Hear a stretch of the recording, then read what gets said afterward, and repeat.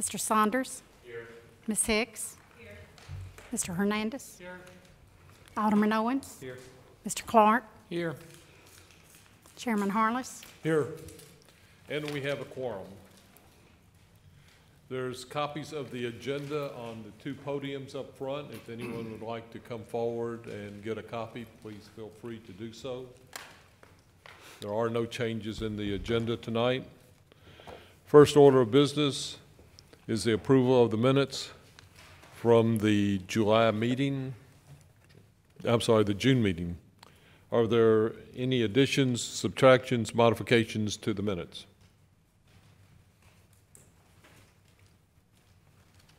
If none, do we have a motion for approval? Motion to approve. Do we have a second? Second. Have a motion and a second. Please call the roll. Mr. Bacon? Yes. Ms. Hicks? Yes. Mr. Saunders? Yes. Mr. Hernandez? Yes. Mr. Clark? Yes. Alderman Owens? Yes. Chairman Harless? Yes. And the June minutes are approved. Now we need a motion for the July minutes. Are there any additions or modifications to the July minutes? Mr. Chairman, I had a change on page 21, and this is the July 10th minutes. And this was in regarding to the discussion of the rezoning of the Cordova Triangle and the discussions about Thornwood. And I had asked Mr. Cameron Ross to verify the original application for Thornwood was for apartments, not condominiums, and the minutes say and. So my motion is to change and to not. I believe that's very important. Okay, so we want to make a modification, and I'm going to ask Mr. Bacon to read as the corrected minutes would read, if you would, please. Mr. Bacon asked, could you verify the original application for, and this was to Mr. Ross, but Mr. Bacon asked, could you verify the original application for Thornwood was for apartments, not condominiums? One small word, but an important Have you got that? Okay. I've got it, yes. Do we have a motion for approval of the modification of the minutes? Mr. Chairman, I'm sorry. Could we, just one more correction on page 24 of the minutes. When we were talking about, I'd made a statement about, I think it's the 1, 2, 3, 4, 5th, 6th line down, beginning with like the landscape preservation area, street canopies, and route road sections. Actually, I think that is supposed to be rural road sections. Small change again, but Okay, I got it. I think that makes more sense. Pam, if you would make that correction. Yeah, I got it. Very good. Okay. Do we have a motion for approval of the minutes as modified? Motion to approve. Second. Have a motion and a second. Please call the roll. Mr. Bacon? Yes. Yes. Ms. Hicks? Yes. Mr. Saunders? Yes. Mr. Hernandez? Yes. Mr. Clark? Yes. Alderman Owens? Yes. Chairman Harless? Yes, and the modified minutes for July are approved. We now go into the body of the agenda, and the first item, who is, Mr. Ross, who is doing? Ms. Gorleski. So the item before us this evening is Goodwin Farms Planned Unit Development, Final Plan Phase 1. This is the location of the entire Goodwin Farms Planned Unit Development. You saw this as an outline plan about a year ago. The developer came and asked for a 10-phase planned unit development in the R zoning district. At that time, the planned unit development was approved by the Planning Commission, and then it went forward to the BMA in October of 2017. The outline plan was approved by the Board of Mayor and Aldermen and has since been recorded. The developer is now here for their first phase, and as mentioned, it's in the R zone, and this first phase is down in this part right here facing Winchester. This was the originally approved outline plan and the originally approved 10-phase plan. So here you could see the phase 1 area. In developing the the first phase and looking forward to their construction, they have modified the phasing plan. This is the proposed phasing plan. So the part that you're looking at tonight for approval is the final plan of this phase 1, which is here, 21 lots, as well as a common open space area A1, and then the median area B. Common open space A is approximately 10 acres, and it has an amenity area with it. All the lots in phase 1, all the lots in phase 1 are 15,000 square feet.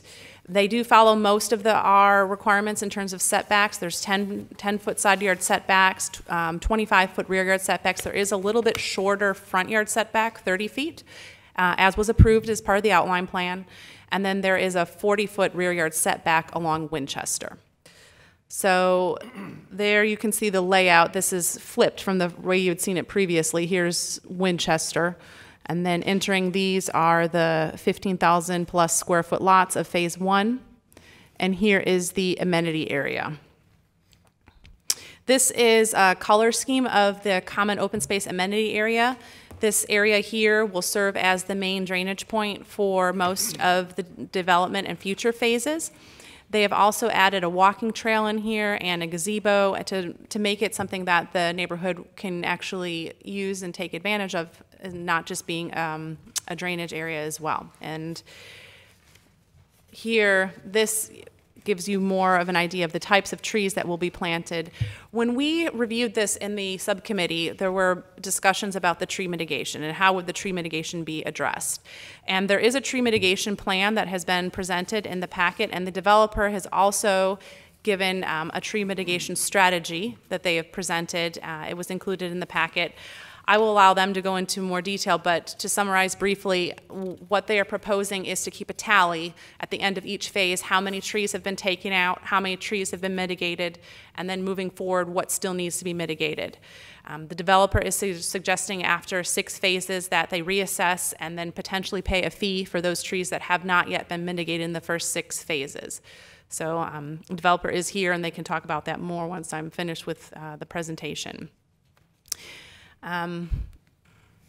This shows the potential tree mitigation for the entire development. This is the entire plan unit development. Obviously, it is in flux because they are not entirely sure where all the trees can be mitigated, but as mentioned through their strategy, they will be keeping a tally after each phase. And as we discussed in executive session, one idea as a way to keep track of this tally from the city's standpoint is that at the end of each phase with that final plan, that tally is then noted on the final plan that is recorded. One other item that I would like to bring up that was talked about in the outline plan, but not gone into in the comments with the final plan is the traffic signal that will be coming in as part of this development. There will be a share that the developer will have to pay. This had been discussed at the outline plan, and it will be included in the development contract. It will be $12,500 is the amount that has been assessed through city engineering. After the Planning Commission reviews this application and decides to recommend consideration, it would move forward to the Planning Commission. At the Planning Commission phase, they will be reviewing this landscape plan as well as the final plan. Oh, sorry, did I say Planning Commission? Sorry. After the Planning Commission, yeah, thank you, it will move forward to the Design Review Commission. And at the Design Review Commission, they will be viewing this landscape plan as well as the final plan and a subdivision entrance feature with signage. Also at that phase, part of the discussion will be where the mailbox locations will be per the new United States Postal Service requirement to have centralized mailboxes for developments. After that has been discussed and finalized, possibly even the construction plan phase, the Planning Commission would like to see, again, where this centralized location will be. After the Design Review Commission, the plan will move forward to the Board of Mayor and Aldermen, and together with the development contract, the final plan will then be considered for final approval before construction begins. So this concludes staff's presentation. As mentioned, the developer is here for questions. Questions of staff? Commissioners? None? Would the developer like to make a statement? Either podium, state your name and address for the record, please. I am Paul Ryan with Regency Home Builders, and we're now at 3420 South Houston Levy Road.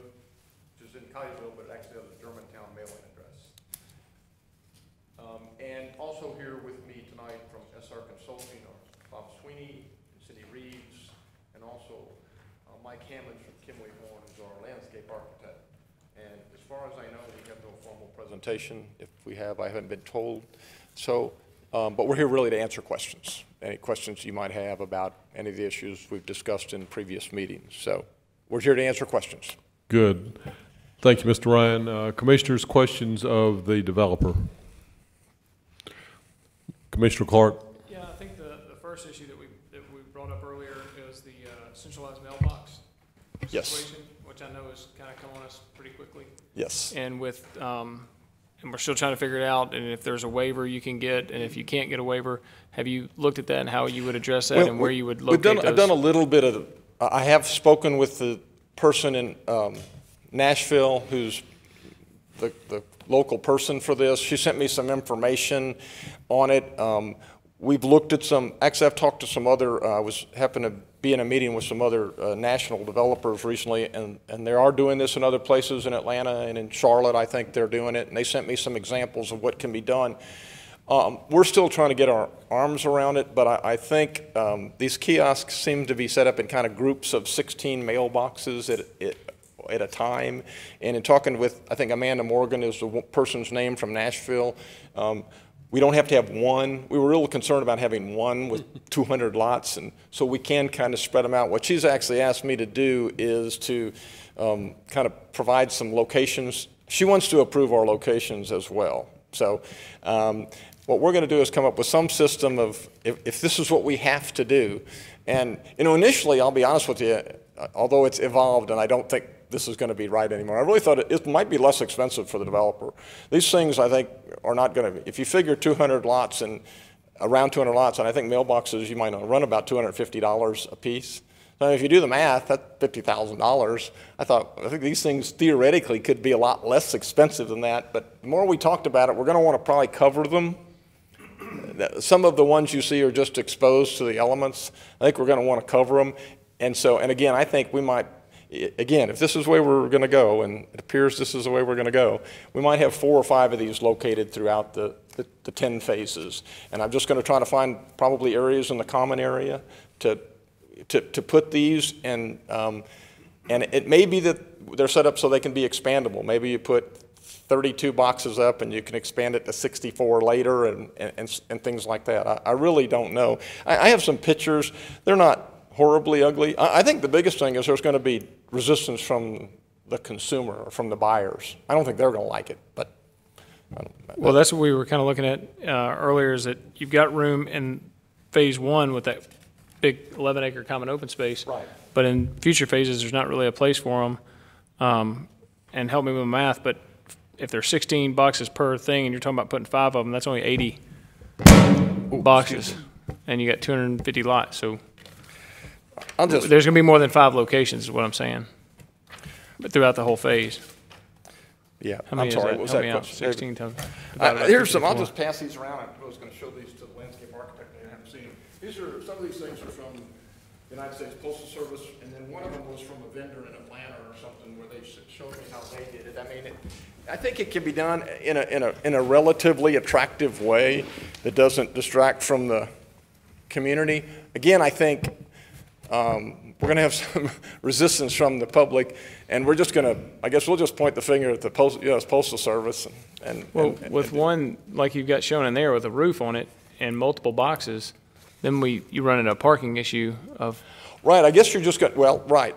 That's why I think we'd rather have them in smaller, one of those has, the second one I think has 150 or so boxes in it. I think we'd rather do it in smaller increments so you don't have to provide off-street parking. The idea is, I guess, you just pull your car up, run into your box. And I mean, I don't know, many of you, I lived in an apartment for a short period of time between houses, and that's what you had to do. You just picked up your mail on your way home.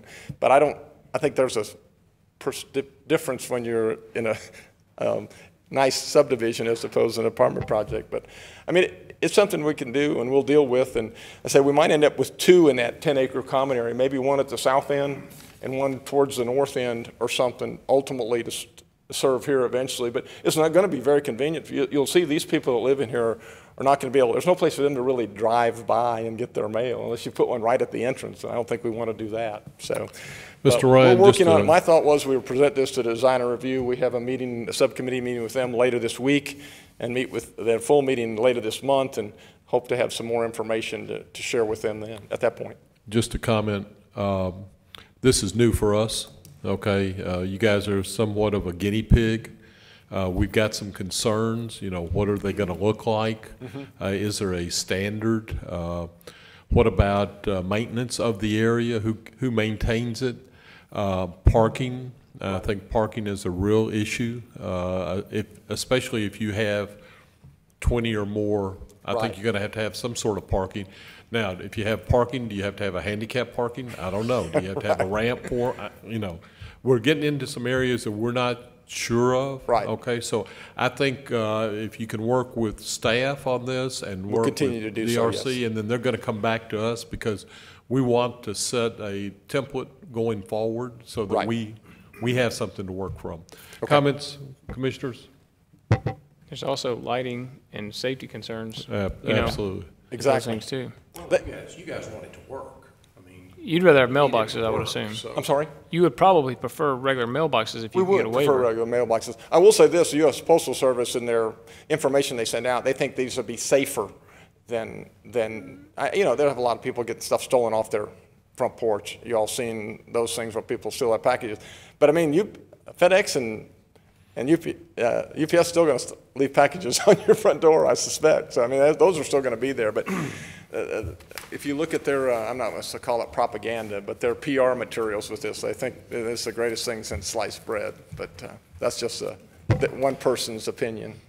Mr. Ryan, what about trees? I know staff talked a little bit about it, and I think you realize that this is somewhat of a big issue for us, and we're going to want to, we've made some comments in executive session, and we passed it on to staff. I think they're going to be working with you on this, but I'm not sure your initial proposal of waiting for 6 Yeah, I think we need to probably look at it on each phase, on a phase-by-phase basis. Okay, good. I think that makes sense. Well, I think that's where we are too, so just FYI. And we're also, the whole tree issue, mitigation issue is a concern for us, not only for y'all, but for other developments as we go forward to making sure that we're doing the right thing. Sure. So. Well, I think that's another matter, as I understand it, that will go before the DRC. Isn't that, they're the ones that make the final determination on our tree mitigation plan, and we're meeting with their subcommittee on Thursday night and the full committee later this month. So, yeah, but I think having the tabulation and keeping a running tabulation, what our concern was, I'll be honest with you, I do believe, and we talked about this in the subcommittee meeting, that there are more trees in this phase, I think, than almost every other phase in the development. So we didn't want to be penalized here, only to be able to pick it up in phase 2 or 3 or 4. I know we talked about in the subcommittee meeting that we weren't going to wait till 10. Quite honestly, I didn't remember where that's. I knew it wasn't going to be 10, and I hope it wasn't going to be 1. Anywhere in between, I think we can work with. Well, again, and we're bringing in phase 2 pretty soon. Matter of fact, we might even be able to try to get some information on the trees on phase 2 sooner rather than later. So that might affect, you know, we might be able to pick up some more there, and then so that our shortfall isn't nearly as much as it appears right now. Great. If that Sarah? makes sense. Yes, sir. Just to add on to that, we discussed that probably after phase 3 would be a good point to take a look. I've been looking at the phasing plan. Phase 3, it has a lot of the smaller lots, so then we'll be able to determine if some of those trees can be accommodated in those smaller lots or not.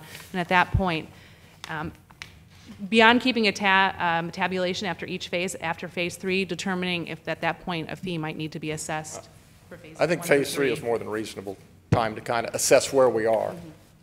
I won't have any problem with that. Good. Commissioners, any comments or questions on this topic? What's the time frame for phase 3? I'm sorry, I didn't hear you. What's the time frame for phase 3? What do you Well, think? pretty much as fast as the market, we'll have phase 2 in here probably before the end of the year. So I would think phase 3 would be done sometime during 2019. And we'll probably bring those plans in fairly soon, even if we don't necessarily need to start them. I'd like to get through this part of the process. The process seems taking longer and longer, not just here, but everywhere. And so, so we can have our final plan approved and our construction plan approved, and then we can decide when we actually want to go start breaking ground. So I would think maybe even as early as the first part of next year, we could have the Phase 3 plans in here being reviewed. With the bulk of the trees being in phase 1, that we're going to look for mitigation, I'm struggling with being comfortable to waiting to phase 3. I'm looking for some thoughts. I'm sorry, I didn't hear that. This is just a thought, not necessarily requiring an answer from you, but I'm struggling with whether we wait until phase 3 for that calculation of the mitigation, because what if there's no phase 2? What if there's no phase 2? To the commissioner, our thought at the staff level is that waiting until phase 3 gives us the opportunity to work with the other departments, follow the schedule that was laid out in the memo, and put together language within the ordinance that allows us to monitor this for developments beyond Goodwin Farms, as well as figure out a plan of attack for how those mitigation funds or mitigation plans can be strategically used around the city, because we don't want an influx of 15,000 trees that are just going to sit on the side of the Parks building and die. So we want to make sure that we can be responsible stewards of this. And so taking the time to work through the language in the ordinance so that we can have a proper mitigation ordinance plan in place to be able to move forward with that. Waiting until phase 3, but monitoring phase 1 and 2 to keep up with that is, from our perspective at the staff level, a way to give us time to do it right and to come up with a process to help us manage this mitigation issue. Okay, thank you. One small question. In the text of the letter, you reference saving 127 trees, but in your chart, you reference saving 137 trees. Is it 127 or 137? 137. 137, Thank you. according to my landscape architect. Thank you. Commissioners, other questions? Seeing none, Mr. Ryan, thank you. Chairman Harless, I would like to clarify one point that we discussed at executive session, and I wanted to bring up here, and I forgot during my presentation, is in regard to the revised phasing plan. The phasing plan has been revised per the applicant. Here's the new phasing plan. The new phasing plan would need to be adopted as well by the Board of Mayor and Aldermen as part of the final plan here. One point that we talked about in executive session is before this goes forward for approval, we need to make sure that it meets all the fire department requirements and that there are 2 points of access. So together, with the fire marshal and with the applicant, we will work together to sort this out before the phasing plan moves forward for approval. Mr. Ryan, do you understand that? That's fine. Very good. Thank you. Thank you, sir. Is there anyone in the audience who would like to speak in favor of this project? Please come forward. If you will, state your name and address, either one.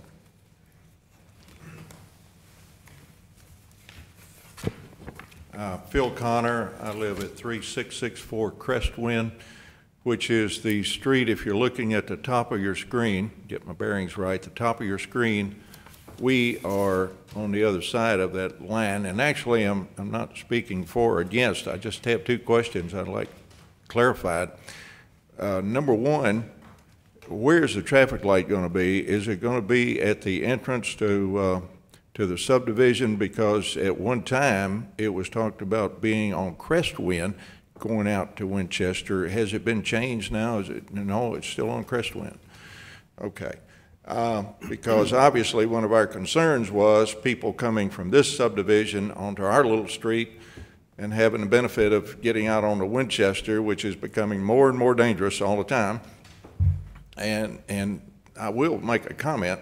The median shrubbery and stuff is beautiful, but it's a hazard. You can't see vehicles coming, going from west to east. If you're trying to get out on Crestwind onto Winchester, the beautiful shrubs and all that stuff, you can't see the vehicles.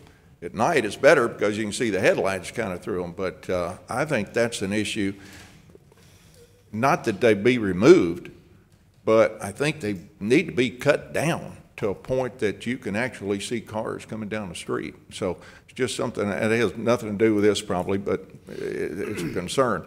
Okay, so we have the traffic signal at Crestwind. Okay. The next is, and if Paul could clarify this for me, on the line, the red line now that goes north and south, and Crestwind, you'll see the crooked street right there on the left, that's it, and the red line. Now, at one time, it was said there's going to be about 20 feet or 25 or 30 feet left to nature along the backside of your lots that go north and south. Is that still true, or is that changed, or what?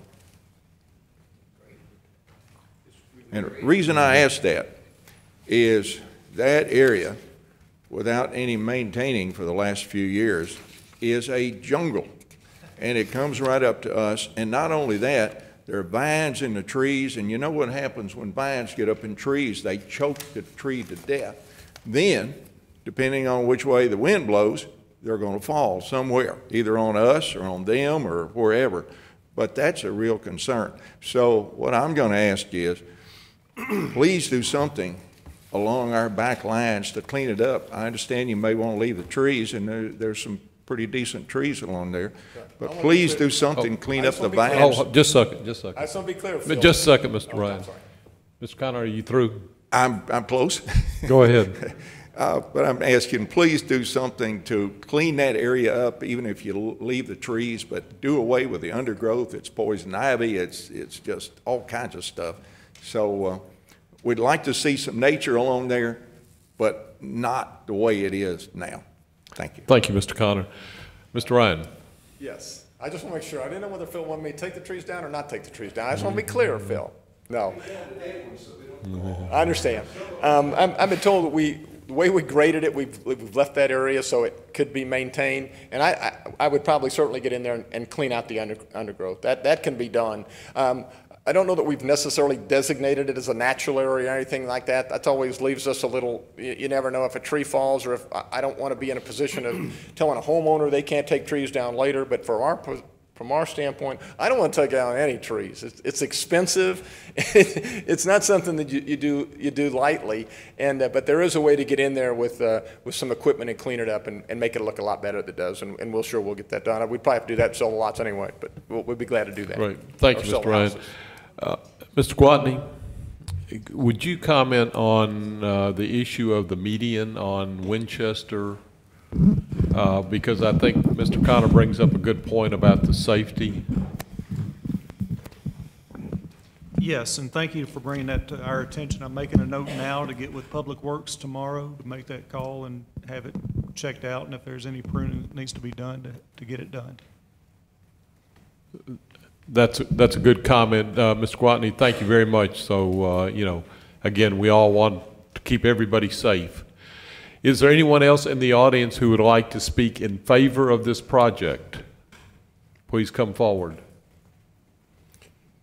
Edgar Babian, live at 3580 Crestwind. I'm the 8th house on the right off of Winchester. I'm in favor of the project, letting it proceed. I still have issues with possible drainage problems. If you look on the drainage, the 4th lot south of Winchester, or north of Winchester, on the right, his house has the garage in the basement, or underneath the house, okay? It's the 4th house from Winchester.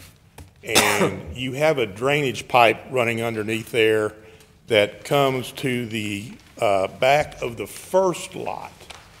On here at the curve, up there on the north end, there's a curve.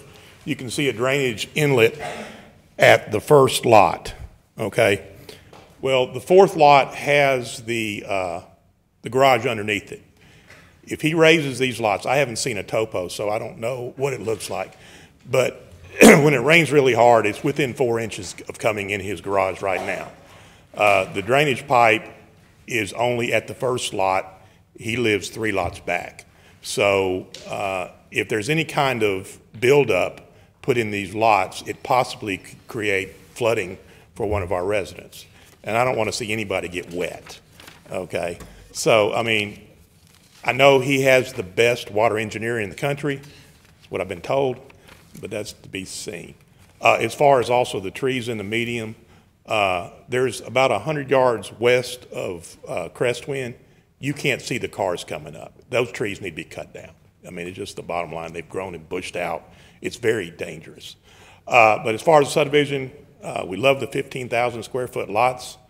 I'm not too happy about the post office places. I don't think the citizens will like that, but you know, what do I know? And all that. I do also have trees at my back property line that are on my property, and some of them are about 3 foot in diameter. I don't want to see them get bulldozer. They're in phase 5 now, but I don't want to see them get knocked over. They're on my property, and I would be very upset if they ever get bulldozed by them. Thank you, sir. Is there anyone else in the audience who would like to speak in favor of the project? Seeing none, is there anyone in the audience who would like to speak as in opposition of this project? Please come forward.